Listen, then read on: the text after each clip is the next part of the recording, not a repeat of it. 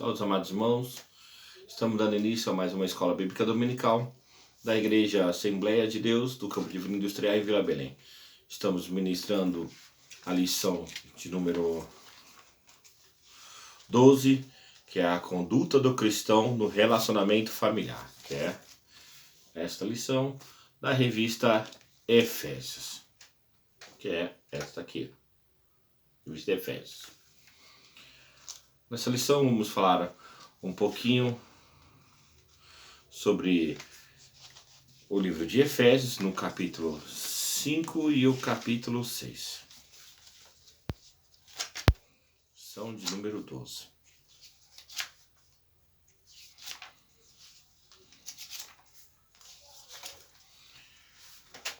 Capítulo 5 e o capítulo 6. Com a referência no versículo 22 do capítulo 5 e 25 e no capítulo 6 de Efésios, no do 1, 2, 3, 4, que quer dizer: Vós mulheres, sujeitai aos vossos maridos como ao Senhor. Vós maridos, amai as vossas mulheres como também Cristo amou a igreja e a si mesmo se entregou por ela. Efésios 6:1. Vós sede filhos obedientes aos vossos pais no Senhor, porque isso é justo. Honra teu pai e tua mãe, que é o primeiro mandamento com promessa, para que te vá bem e viva muito tempo sobre a terra. E vós, pais, não provoqueis a ira em vossos filhos, mas criai-os na doutrina, admoestando no Senhor. O texto áureo quer dizer: honra teu pai e tua mãe, que os primeiros mandamentos com promessa. Efésios 2:1. Verdade aplicada, praticar os princípios da palavra de Deus no relacionamento familiar contribui na construção de um ambiente saudável.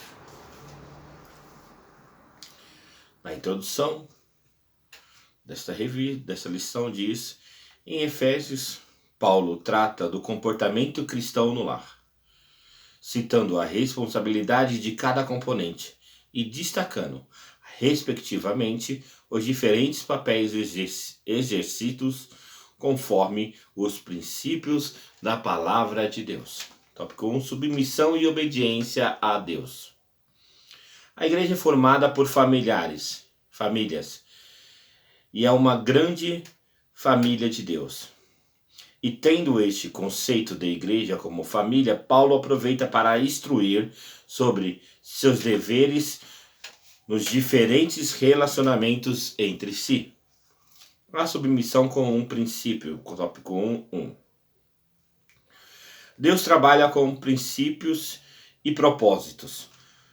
Os princípios representam um conjunto de normas que devem ser seguidas para que se alcancem um determinado propósito. Alguns princípios bíblicos estabelecidos por Deus em sua palavra ainda são desconhecidos ou mal entendidos por muitas pessoas que contraem o casamento.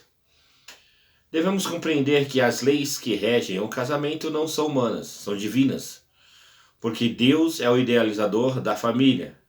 A filosofia secular desconhece totalmente ou não leva em conta o propósito pelo qual Deus uniu o homem e a mulher.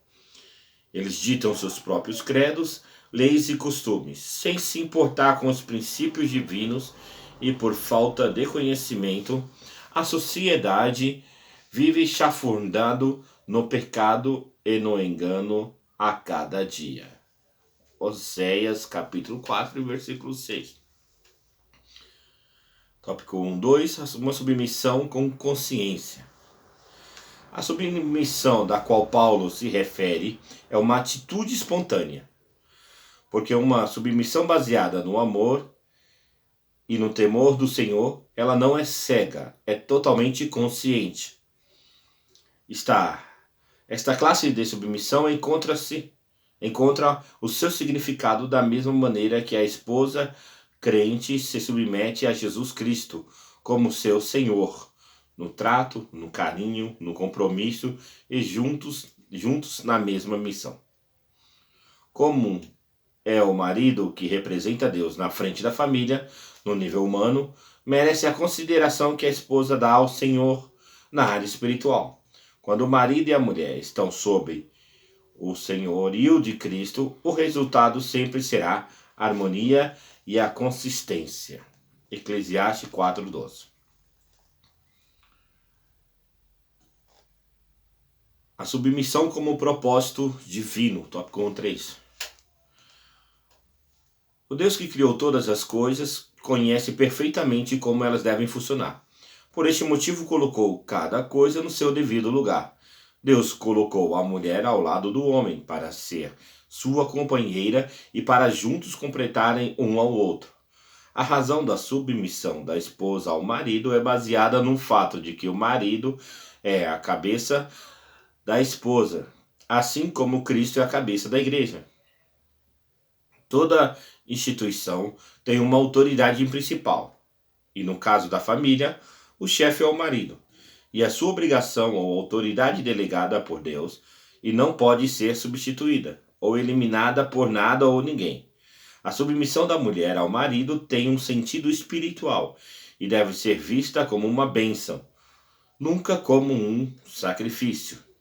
Efésios capítulo 5, versículo 24.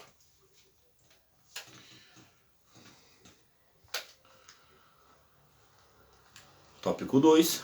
Amando como Cristo amou a igreja. Paulo agora se reporta ao marido cristão, cujos padrões determinados a eles é extremamente elevado. Eles devem amar suas esposas da mesma forma que Cristo amou a sua igreja e se entregou por ela. Efésios 5:25.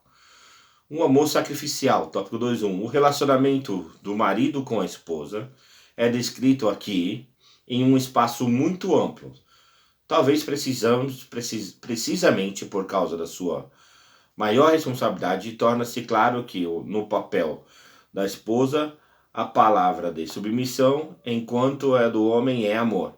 No entanto, não estamos falando de qualquer amor. Não se trata de amor romântico ou platônico. Se trata de algo muito mais profundo e de muito mais peso e valor. É um amor sacrificial, que sempre busca o bem da esposa e se ocupa em cuidar dela e agradá-la em obediência à vontade de Deus, e seguindo o exemplo de Cristo em relação à sua igreja. Tópico 2.2. Um amor protetor e purificador. Para ilustrar o tipo de amor que o marido deve demonstrar à sua esposa, o apóstolo nos apresenta as ações empreendidas por Cristo como um sinal de seu amor pela igreja.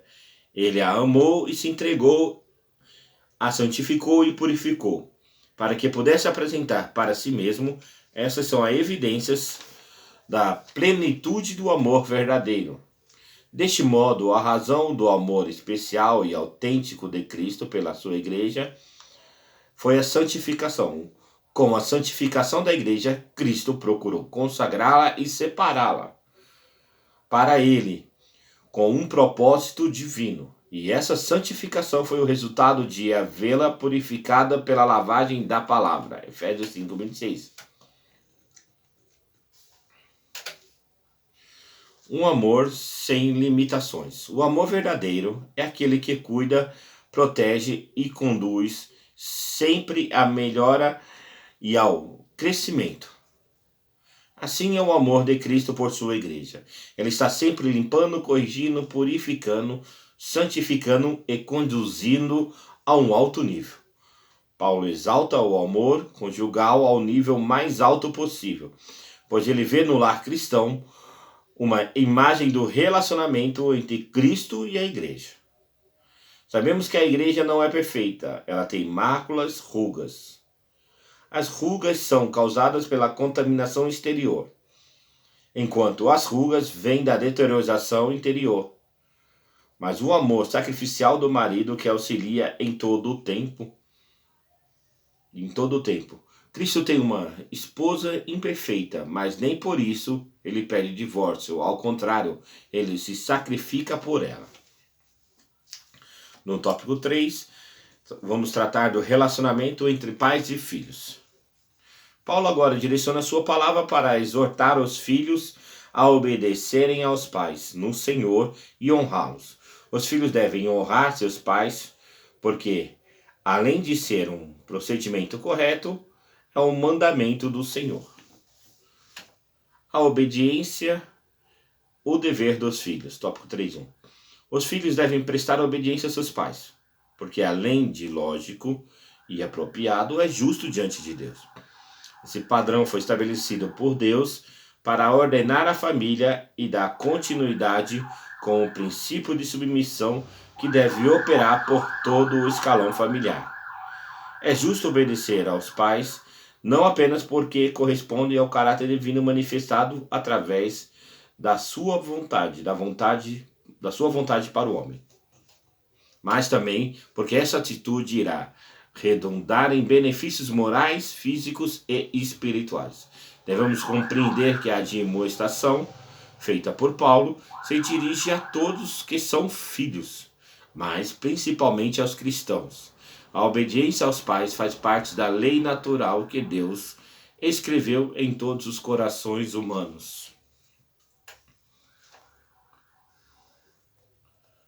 Tópico 3.2. Honrar aos pais. A palavra honra, do grego timao, significa valorizar, estimar, dar preço. Honrar os pais é, acima de tudo, respeitá-los, reconhecendo sua autoridade como dada por Deus, pela qual devemos não apenas obedecê-los, mas também devemos dar-lhe nosso amor e respeito, e fazer por eles tudo o que estiver ao nosso alcance, para lhe dar o que é melhor. Portanto, honrar aos pais implica em respeito e consideração e amor, que se manifesta através da obediência e reconhecimento de sua autoridade delegada por Deus.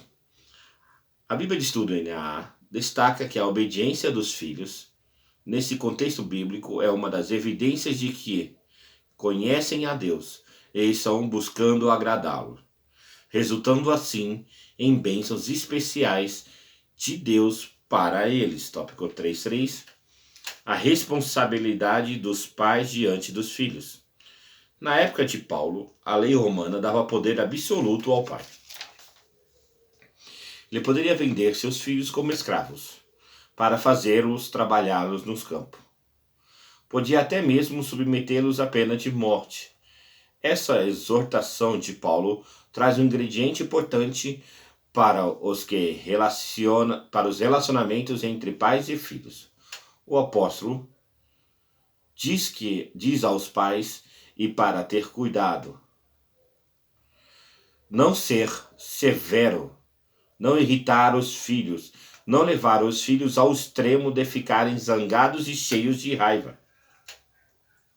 Isto, posto um dos problemas mais sérios hoje em dia é um abuso físico de pais e filhos, para os filhos. Um tratamento abusivo e negligente por parte do pai confunde o filho, causa problemas emocionais e desperta ressentimento, trazendo consequências infelizes para a família e para a igreja. A demonstração de Paulo é para que os pais criem seus filhos na disciplina e na advertência do Senhor. A advertência refere-se à instrução verbal, uma vez que cabe ao pai a responsabilidade de instruir seus filhos no conhecimento da palavra de Deus. Portanto, os pais cristãos são obrigados a cumprir zelosamente a instrução de seus filhos, porque é a tarefa apropriada que Deus lhe deu, e nisso ninguém pode substituí-lo de maneira adequada ou completa. Não existe melhor receita para a felicidade do que seguir os princípios que a Bíblia nos ensina. Instruído pela palavra de Deus, a família terá sempre forças para vencer, além de paz e de bem-estar. Gostaria de estar agradecendo a todos os nossos amados irmãos que nesta manhã de domingo estão aqui ouvindo esta lição da revista da Escola Bíblica Dominical. E que você tenha um ótimo dia e fica na paz do Senhor, em nome de Jesus. Amém.